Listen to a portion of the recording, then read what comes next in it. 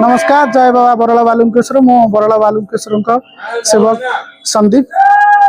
आपण मानक आज बरला बालुकेश्वर विषय में किसी जनवाई चाहिए बरला बालुकेश्वर आविर्भाव केमती है बरला बालुकेश्वर कौन महात्म्य सब रही ये हूँ त्रेतया जुगर ठाकुर जे जो रामचंद्र वनवास आसते से समय शिवलिंग को स्थापन कर पूजा अर्चना करते बर आड़ बर गछर मूल शिवलिंग स्थापन करते बर आलय थी गाँव ना बराल आ ठाकुर ना बराल बालुकेश्वर से लोक मैंने प्रिय बरालय बोली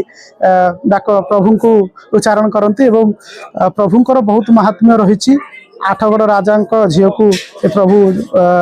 माने पुओ कर ठाकुर वज्र विभूति भी अच्छी अनेक रोग व्याधि दूरीकरण होची वज्र विभूति पाइबा द्वारा एवं यही मंदिर को अनेक भक्तों समागम होची प्राय दिन को 5000 रु 6000 भक्त प्रतिदिन ठाकुर को दर्शन करने आसती जहाँ मन में मानसिक अच्छी से मानसिक को पूर्ण हुए से भक्तों भीड़ एठार लगे भक्तों मंदिर चारिपट आम सेवायत भाई माने समस्ते चारिपट प्रभु को सुरक्षा दियंती प्रभुंर सेवारे सब बेले नित्य आसी ठाकुर को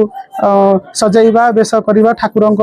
पूजा अर्चना करने बहुत माने ये सहित आत्मीय सहित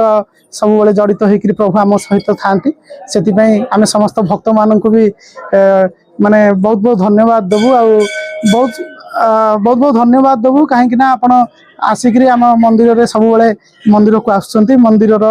जहाँ प्रभु सानिध्य लाभ कर ये हूँ